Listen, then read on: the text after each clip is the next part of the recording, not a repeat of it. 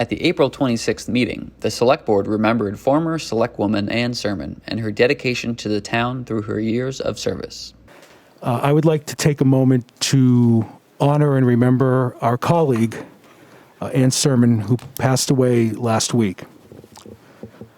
In addition to serving 2 terms on the Select Board, Ann volunteered many, many years on the Budget Recommendations Committee and took pride in her work and always looking out for the taxpayers and the citizens of the town of Exeter. She epitomizes what I think people who serve civic roles should look like. She gave her all, and not only did she give her time sitting on the board, but she was always present during conversations that she deemed important to fellow citizens. During public comment, the board heard from several residents regarding the conversion of tennis courts to pickleball courts. Based upon my experience, I'm strongly against converting the 3 courts into pickleball-only courts. The usage and demand for tennis far exceeds that of pickleball. There are numerous times when I arrive at the courts and find them completely filled with only tennis players using the courts, and I need to wait for a court to open up as it already is. Thank you.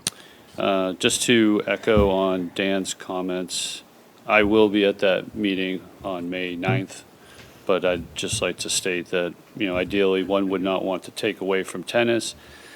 This wasn't well publicized. I'd like to recommend that the rec department hold a public forum so that the tennis and pickleball communities can have a fair and informed process. The discussion is slated to be an agenda item at an upcoming meeting. The board proclaimed that the week of May 1st through the 7th should be Municipal Clerk's Day. That we recognize the accomplishments of the office of the municipal clerk, and now, therefore, we, the Select Board of Exeter, do recognize the week of May 1st through May 7th, 2022 as Municipal Clerk's Week, and further extend appreciation to our municipal clerk, Andrea Kohler, and to all municipal clerks for the vital services they perform and their exemplary dedication to the communities they represent. Fire Chief Eric Wilking came before the board to request $19,785 to be expended from the EMS revolving fund to purchase airlifting bag equipment. Because they're an integral part of our safety system, allowing us to lift objects like vehicles off to get underneath, and we had an opportunity right here in town at an industrial facility to lift about an 8-ton machine off of an employee that it had fallen onto. The bags are very important. The board also discussed establishing a hardship policy for granting tax abatements. We've actually not had a tax abatement policy for extenuating circumstances. So what we did is we actually modeled this after another town, and we did draw up not just the policy, but we also included forms that we would have filled out when someone comes to the town looking for a hardship abatement.